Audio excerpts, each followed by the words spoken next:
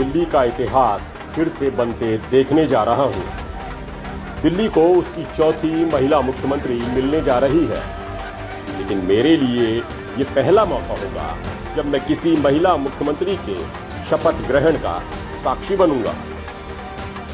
बुधवार को बीजेपी विधायक दल की बैठक में हुआ फैसला एक नए अध्याय की शुरुआत है। मुझे पूरा यकीन है कि वो दिल्ली के लिए जो भी काम करेंगे अच्छा ही करेंगी and I am very proud of her.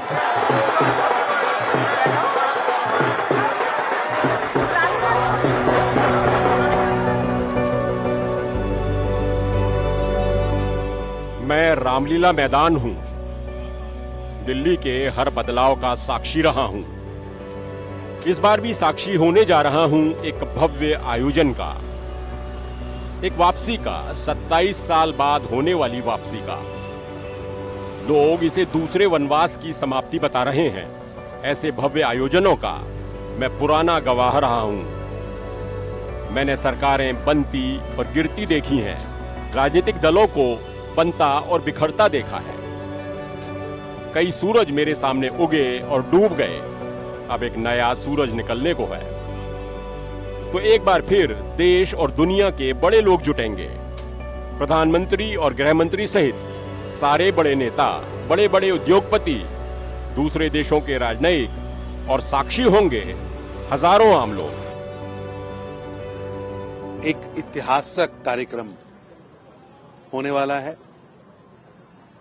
मैं समझता हूं आज तक का दिल्ली का सबसे बड़ा ऐतिहासिक कार्यक्रम रामलीला मैदान में होगा, जिसमें दिल्ली का जन जन खुद उपस्थित होकर आदरणीय प्रधानमंत्री जी को और नवनियुक्त मंत्रिमंडल को आशीर्वाद देगा।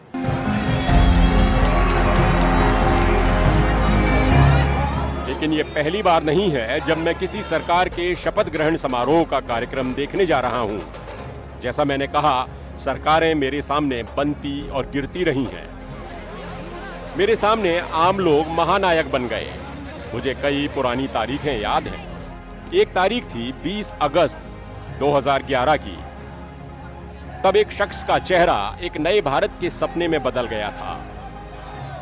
रालेगण सिद्धि से चले अन्ना हजारे भ्रष्टाचार विरोधी आंदोलन के प्रतीक बन गए थे और उनके पीछे सामाजिक बदलाव की कामना रखने वाले हजारों नौजवान थे। अन्ना दिल्ली के जंतर मंतर पर आंदोलन करके तब तक मशहूर हो चुके थे। उनकी भूख हड़ताल से सरकार का सिंहासन कांपता लग रहा था। अरविंद केजरीवाल और मनीष सिसोदिया जैसे युवा लोग इसी आंदोलन से निकले। तब लगता था नौजवानों का ये नया जत्था भारतीय समाज को बदलने आया है। वो एक भ्रष्टाचार मुक्त भारत बनाने का सपना लेकर आया है। रामलीला मैदान पहुंचने से पहले सरकार ने अन्ना को गिरफ्तार करने की कोशिश की। उन्हें तिहाड़ ले जाया गया, लेकिन जन प्रतिरोध इतना तीखा रहा कि सरकार ने आनन फानन में उन्हें छोड़ दिया। वो फिर मेरे पास थे, यानी रामलीला मैदान में। फिर से हवा में समाज को बदलने का जज्बा था। फिर से सादगी और सच्चाई की लड़ाई चल पड़ी थी। मुझे अन्ना हजारे के उन दिनों के कई भाषण याद हैं।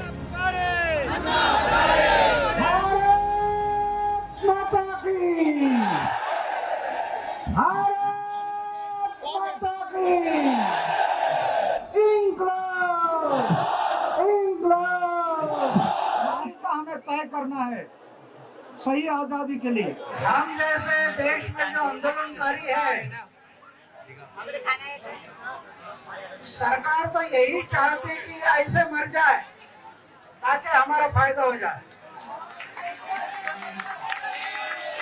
इसलिए मैं उनको कहा, हम लोग मरना नहीं,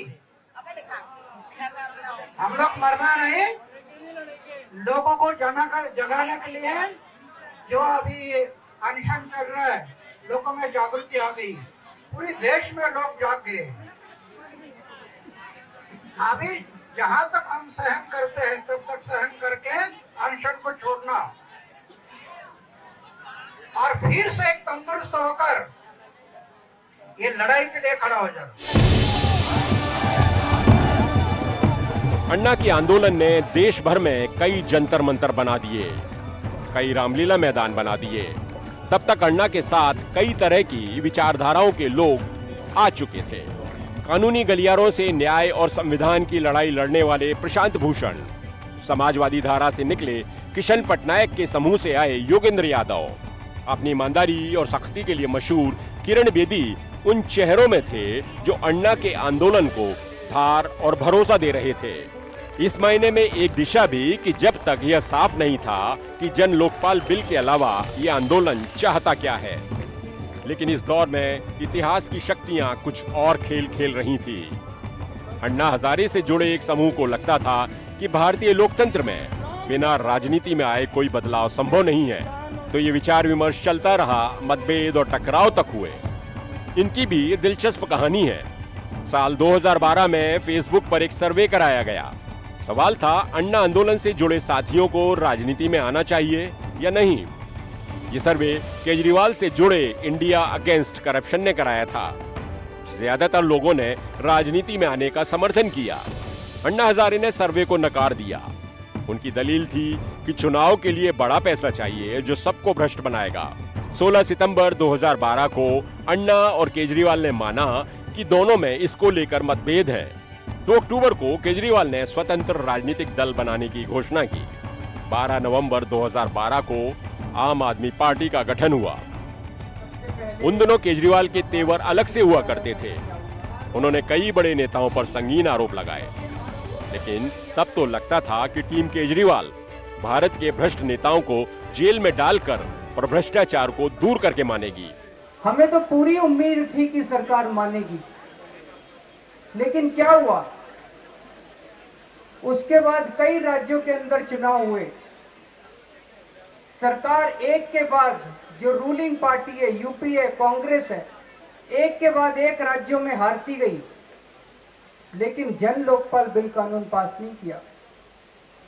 हमने बहुत सोचा कि ऐसा क्यों हो रहा है कि ये लोग वोटों में हार रहे हैं और फिर भी लोकपाल बिल पास नहीं कर रहे। तो हमें लगने लगा, हमें समझ में आया कि मंत्रिमंडल के अंदर ये 15 भ्रष्ट मंत्री बैठे हैं। अगर ये आज लोकपाल बिल पास कर दें तो कल इन लोगों को जेल हो जाएगी। इसलिए ये लोग लोकपाल बिल पास नहीं कर रहे। भारत माता की।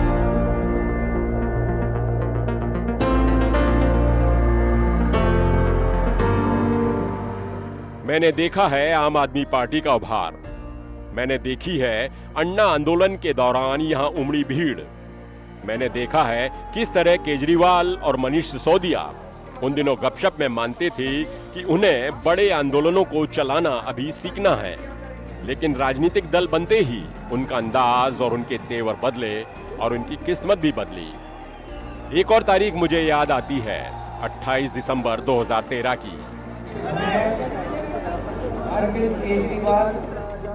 इसी दिन महज साल भर पुरानी पार्टी ने अपनी सरकार बनाई। मैं तब भी शपथ ग्रहण समारोह का साक्षी बना था। दिल्ली का सबसे युवा मुख्यमंत्री शपथ ले रहा था। अरविंद केजरीवाल की शपथ लेता हूँ, ईश्वर की शपथ लेता हूँ। और तब केजरीवाल ने कहा था, लोग न रिश्वत लें और न रिश्वत दें। दिल्ली के लोगों ने दिखा दिया कि ईमानदारी से भी राजनीति की जा सकती है, ईमानदारी से चुनाव लड़े जा सकते हैं और ईमानदारी से चुनाव जीते जा सकते हैं। अब हम सब लोगों को मिलकर दिल्ली को बदलना है। लेकिन आज हम एक कसम खा के जाएंगे यहाँ से, और वो कसम मैं खिलाऊंगा सब लोगों को। हम ये कसम खाएंगे कि हम जिंदगी में कभी रिश्वत नहीं लेंगे, रिश्वत नहीं देंगे और ना कभी रिश्वत दूंगा। और कोई रिश्वत मांगे, रिश्वत देने से मना मत करना, उसको पकड़वा देना रंगे हाथों। लेकिन उस पहली सरकार के साथ ही समझौतों की शुरुआत हो चुकी थी। तब 70 सदस्यों वाली दिल्ली विधानसभा में बीजेपी 31 सीटों सहित सबसे बड़ी पार्टी के रूप में उभरी थी। आम आदमी पार्टी को बस 28 सीटें मिली थी, बहुमत से 8 सीट दूर, जबकि कांग्रेस का लगभग सफाया हो गया था। वो 43 से घटकर 8 सीटों पर चली आई थी। आम आदमी पार्टी ने जिस कांग्रेस की जमकर आलोचना की, उसी के समर्थन से सरकार बना ली। लेकिन केजरीवाल की ये सरकार बस 49 दिन चल सकी। जन लोकपाल बिल न ला पाने में अपनी नाकामी के नाम पर केजरीवाल ने इस्तीफा दे दिया। दरअसल ये आम आदमी पार्टी के नए उभार के लिए उठाया गया एक सटीक कदम साबित हुआ। 2015 में केजरीवाल अपने दम पर 3/4 से ज्यादा सीटें जीतकर सत्ता में लौटे। एक बार फिर मैं उनकी ताजपोशी का गवाह बना। वो तारीख थी 14 फरवरी 2015। केजरीवाल फिर शपथ ले रहे थे। मैं अरविंद केजरीवाल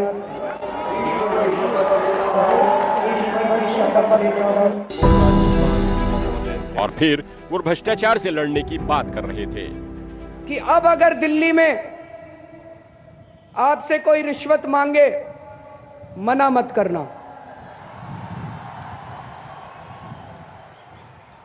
सेटिंग कर लेना।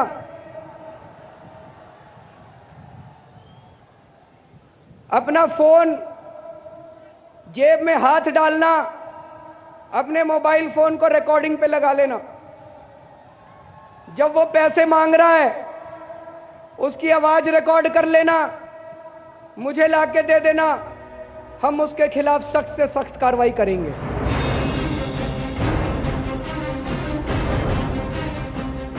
लेकिन ये बदली हुई पार्टी के बदले हुए केजरीवाल थे। दिल्ली में 67 सीटें जीतकर पार्टी रिकॉर्ड बना चुकी थी। महज 2 साल पुरानी पार्टी के लिए ये बड़ी कामयाबी थी। लेकिन यहीं से मतभेद बढ़ने लगे।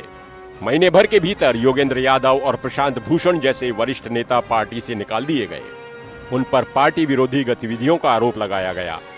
ये दौर फिर भी राजनीतिक तौर पर आपका सबसे सुनहरा दौर रहा। केंद्र और राज्यपाल से लड़ते झगड़ते, तमाम तरह के सही गलत फैसले करते केजरीवाल की पार्टी बड़ी होती गई। इसी दौर में आपने पंजाब भी जीत लिया। जिस पार्टी का एक दशक भी पूरा नहीं हुआ था, वो 2 राज्यों में सरकार बना चुकी थी और दूसरे राज्यों में हाथ पांव मार रही थी। 2020 में आम आदमी पार्टी ने दिल्ली में 2015 का नतीजा लगभग दोहरा दिया। लेकिन 2020 के बाद पार्टी लगातार आरोपों से घिरती गई। भ्रष्टाचार के आरोपों में उसके नेता जेल जाते रहे। केजरीवाल और सिसोदिया तक सलाखों के पीछे नजर आए और आखिरकार 2025 के विधानसभा चुनाव में आम आदमी पार्टी बुरी तरह से हार गई। दरअसल इस हार के पीछे बीजेपी की रणनीति भी रही। बीजेपी ने आपके ही तौर तरीकों को पहचाना। जिस भ्रष्टाचार को केजरीवाल मुद्दा बना रहे थे, उसी को हथियार बनाकर उन पर पलटवार किया। फिर केजरीवाल की व्यक्तिवादी राजनीति का जवाब प्रधानमंत्री मोदी के करिश्मे से दिया। केजरीवाल की रेवड़ी राजनीति के जवाब में उनसे ज्यादा बड़े ऐलान किए और इसे प्रधानमंत्री की गारंटी से जोड़ा। जिन झुग्गी बस्तियों के भरोसे केजरीवाल की राजनीति चलती थी, वहां भी बीजेपी के नेता पहुंचे और उनको बदलाव का भरोसा दिलाया गया। प्रचार की मनोवैज्ञानिक राजनीति में भी बीजेपी आगे रही। बिल्कुल बूथ स्तर से लेकर सर्वोच्च स्तर तक की गई इस घेराबंदी ने दिल्ली में आपका किला तोड़ दिया। बीजेपी 48 सीटों के साथ अपने बूते बहुमत ले आई है। इस जीत का स्वाद उसके लिए बहुत गाढ़ा है, क्योंकि बहुत गाढ़े संघर्ष से ये जीत मिली है।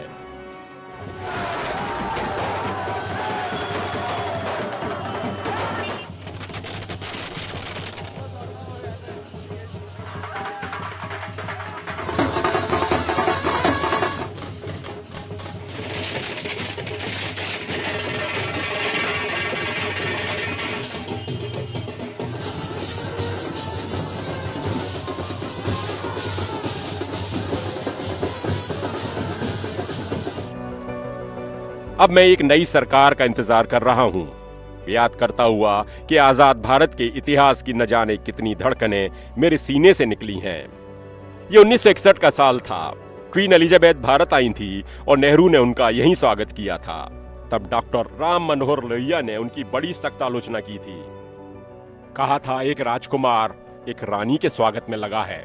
1962 में चीन युद्ध से हासिल मायूसी के बाद लता मंगेशकर ने मेरे ही सामने गाया था वो तराना जिसे सुनते हुए जवाहरलाल नेहरू की आंख नम हो गई थीं। और 1965 में मेरे सामने ही लाल बहादुर शास्त्री ने दिया जय जवान जय किसान का नारा। मैं था और सुन रहा था अपनी सादगी के लिए प्रसिद्ध उस महापुरुष की भावुक वाणी। मैं आपसे कहूँगा कि 2 नारे आज लगें। 2 नारा अगर आप लगाएं तो वही असली नारा है आज देश की ज़रूरत के मुताबिक। एक तो जय जवान का और दूसरा जय किसान का। ये 2 नारे मैं समझता हूँ कि आज हमारे देश के लिए ज़रूरी है। एक जय जवान और एक जय किसान, और फिर उसी से सारे देश का एक जय हिंद का नारा लगता है। तो मैं आपसे ये 3 नारे आपके सामने कहता हूँ, आपसे आशा करूँगा कि आप उसे दोहराएंगे। एक तो जय जवान, जय जवान, जय जवान, जय किसान, जय किसान, जय किसान।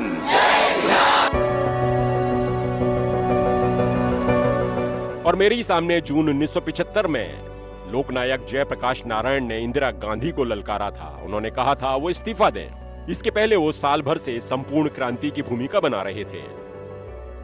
एक अन्य महत्वपूर्ण मांग शिक्षा संबंधी सुधारों के बारे में थी कि शिक्षा प्रणाली को इस तरह गठित किया जाए कि उसका सीधा संबंध देश की समस्याओं के साथ हो और शिक्षा प्राप्त आदमी देश की समस्याओं से बेहतर तरह से निपट सके। जून 1975 में ही लगी वो इमरजेंसी जिसके कई जख्म मेरे सीने पर भी बने। मेरे ही पास ऐतिहासिक तुर्कमान गेट को ढहाया गया और मैं देखता रहा। लेकिन 19 महीने लंबी चली उस रात के बाद लोकतंत्र का निकलता सूरज भी मेरे सामने से गुजरा। यही हुई थी वो बैठक जिसमें कई विपक्षी दलों को मिलाकर जनता पार्टी का गठन किया गया। 1977 के चुनावों से पहले यही बनी थी दूसरी आजादी की सूरत। बहनों और भाइयों, देश में जो कुछ हुआ उसे केवल चुनाव नहीं कह सकते। एक शांतिपूर्ण क्रांति हुई है। लोक शक्ति की लहर ने लोकतंत्र की हत्या करने वालों को इतिहास के कूड़ेदान में फेंक दिया है। ये आजादी कैसे बिखर गई, इसका उदास करने वाला अफसाना आप सब जानते हैं। जब अन्ना का आंदोलन चला तब भी सबने जयप्रकाश नारायण को याद किया, संपूर्ण क्रांति को याद किया और तीसरी आजादी की बात की। लेकिन मैं जानता हूं कोई भी आजादी जड़ता से कायम नहीं रहती। उसके लिए लगातार सक्रिय रहना पड़ता है, लड़ते रहना पड़ता है। मेरे सामने राजनीति के नए सूरज निकले और डूब गए। मेरे सामने दूसरी और तीसरी आजादी के नारे लगे और इतिहास के अंधेरे में खो गए। मेरे सामने लोकतंत्र को खतरे में डालने की कोशिश हुई और उसके खिलाफ लड़ाई का भी मैं गवाह रहा। मेरे सामने नेता सूरज की तरह उभरे और सितारों की तरह डूब गए। मेरे सामने राजनीतिक दल बने और बिखर गए। ये ऐसी कहानी है जो कई कहानियों से बनी है। इसमें मायूसियां भी हैं और उम्मीदें भी। इनमें भरोसा है और भरोसे के टूटने की त्रासदी भी। इसमें लम्हों की खताएं हैं और बरसों की सजाएं भी। अब एक नई सरकार आ रही है तो मैं पुरानी चुनौतियों की याद दिला रहा हूं। बता रहा हूं कि अपने लोकतंत्र को बचाए रखने के लिए जरूरी है कि हम अपनी सरकारों पर नजर रखें। राम मनोहर लोहिया ने कहा था, जब सड़कें सूनी होती हैं तो संसद आवारा हो जाती है। सड़कें सूनी न हो, रामलीला मैदान का रंग बना रहे, देश के लोकतंत्र की ताकत जनता तौलती रहे, ये जरूरी है।